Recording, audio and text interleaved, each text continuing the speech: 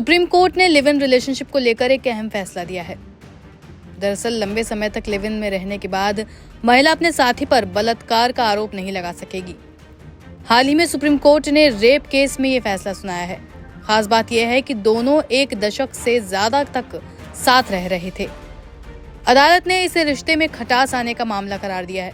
साथ ही अपीलकर्ता पुरुष को आपराधिक कार्रवाई से राहत दी है। 16 साल तक रहा संबंध।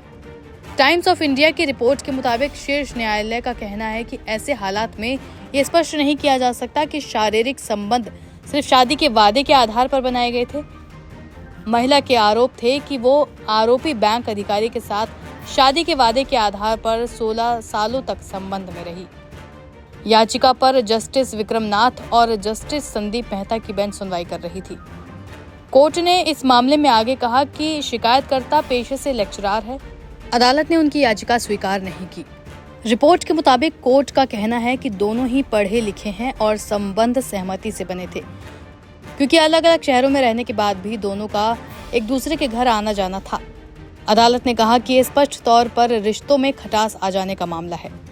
अखबार की रिपोर्ट के मुताबिक बेंच ने कहा कि ये मानना मुश्किल है कि शिकायतकर्ता करीब 16 सालों तक अपीलकर्ता की हर मांग पर झुकती रही और इस बात पर बगैर विरोध जताए रही कि अपीलकर्ता शादी के झूठे वादे के आधार पर उनका यौन शोषण कर रहा था।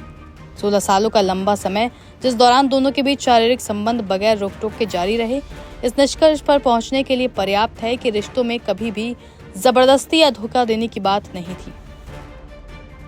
कोर्ट ने यह भी कहा कि अगर इस बात को मान भी लिया जाए कि कथित तौर पर शादी का वादा किया गया था, तो इतने समय तक उनका रिश्ते में रहना उनके दावों को कमजोर करता है।